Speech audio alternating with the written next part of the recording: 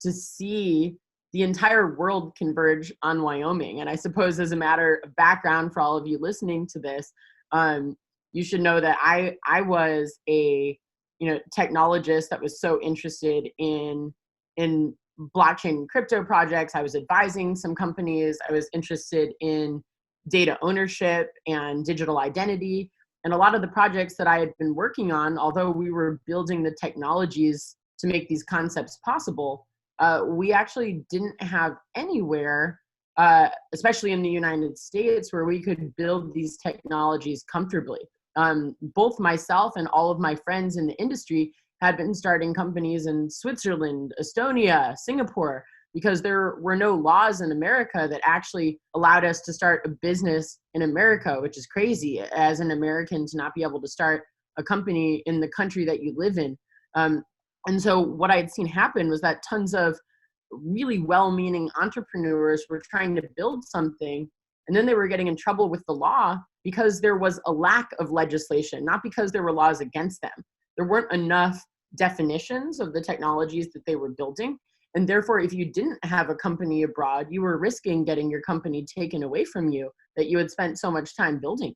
And so I found out in January 2018 that Tyler and other people in Wyoming were about to introduce two what I call blockchain positive bills, because at the time there was only one blockchain law in America, and it was the bit license in New York, which is a negative law. It blocks people from actually building their businesses. And so I got so excited about these two bills. I had spent a lot of my life lobbying for things that I believe in, just representing myself. I've never been paid by anyone to lobby, actually. I represent my own interests, and I show up to talk to legislators and pay for it out of my own pocket because I just care about it so much.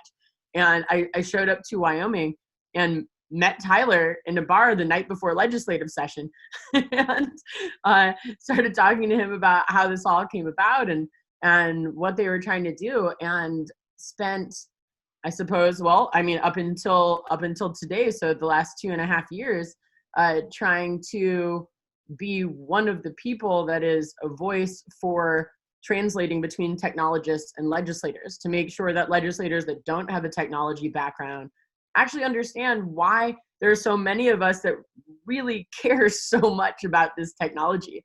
Like, why is this important? Why do we think this is the future? And how do we actually make sure that there's a place in the United States where you are safe to build your business and know that you are supported by the government, as opposed to coming into conflict with the government, right?